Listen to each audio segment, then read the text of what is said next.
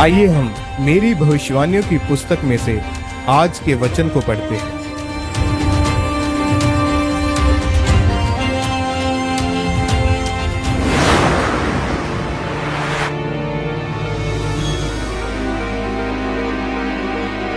चार hallelujah. Hallelujah. मैं आपको पहले ये बताना चाहता हूं कि मेरी भविष्यवाणियों की पुस्तक जो परमेश्वर के दास परमेश्वर की दासी के द्वारा जो लिखी जाती है, जिसमें आप परमेश्वर के वचन को समझते हैं कि परमेश्वर का वचन आपके लिए क्या बोलता है।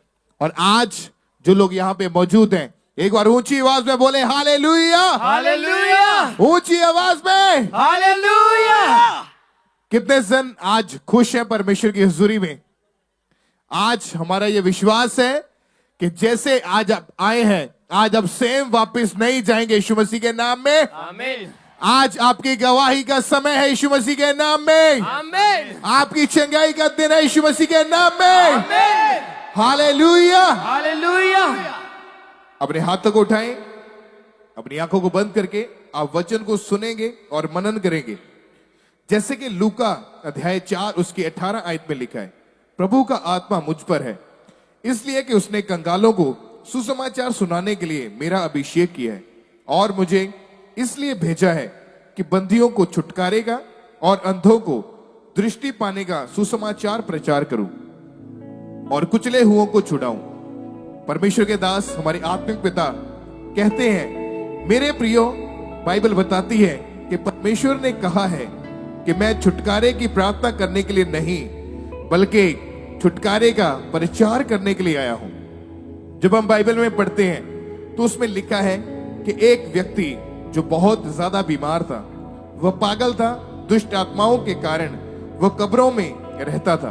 वो अपने आप को मारता, कूटता और घायल करता था, और कोई भी उसे छुटकारा नहीं दे पाया था।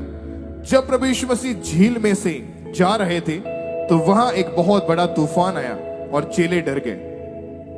तब प्रभु यीशु मसीह ने तूफान को डांटा और तूफान शांत हो गया। तब परमेश्वर ने अगले दिन उस व्यक्ति के पास पहुंचकर उसको छुड़ाया, और वो तूफान इसलिए आया था क्योंकि शैतान छुटकारे और उद्धार से नफरत करता है। वो नहीं चाहता कि हम छुटकारा पाएं, लेकिन परमेश्वर ने कहा है कि मैं तुम्हें छुटकारे का प्रचार करने के लिए आया हूं, कोई प्रार्थना करने के लिए नहीं आया। परमेश्वर ने किसी को प्रार्थना करके छुटकारा नहीं दिया, बल्कि प्रचार करके शैतानी बंधनों से छुटकारा दिया।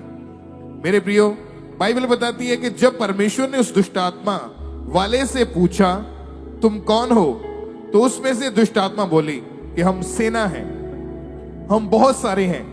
परमेश्वर ने कहा कि इसमें से निकल जाओ और अथाह कुंड में चले जाओ। तब उस दुष्ट आत्माओं के झुंड ने कहा, नहीं, हमें जो सामने सूअरों का झुंड चल रहा है उसमें भेज दे। तब परमेश्वर ने उन्हें कहा, वहां जाने की अनुमति दे दी।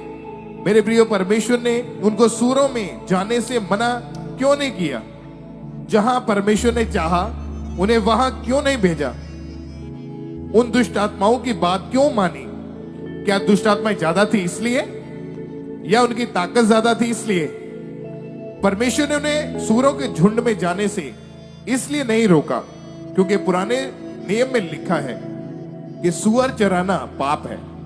जहां सूअर चराए जाते थे वहां परमेश्वर का वचन टूटता था, और शैतान ये जानता था कि मेरे पास इनमें जाने का पूरा अधिकार है क्योंकि इसने वचन तोड़ा है, और परमेश्वर ने उन्हें रोका नहीं। परमेश्वर के दास कहते हैं, मेरे प्रियो, जब परमेश्वर ने दुष्ट आत्माओं के झुंड को सूअरों में जाने की अनुमति दी तो वह उनमें बैठकर झील में जा गिरा और मर गया। इसका मतलब है कि जहां भी वचन टूटेगा शैतान वहां जरूर आएगा।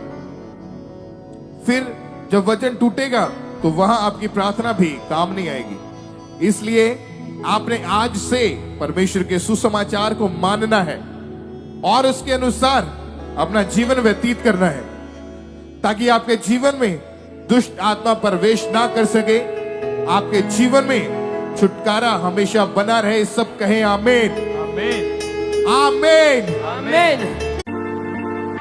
परमेश्वर के गहरे वेदों को परमेश्वर के दास के द्वारा जानने के लिए और ऐसी और नई वीडियोस को देखने के लिए हमारे YouTube चैनल को सब्सक्राइब करें और साथ में बेल आइकन को प्रेस करें ताकि ऐसी और नई वीडियोस की नोटिफिकेशन सबसे पहले आप तक पहुंच सके। जुड़े रहें परमेश्वर की हजूरी के साथ। God bless you.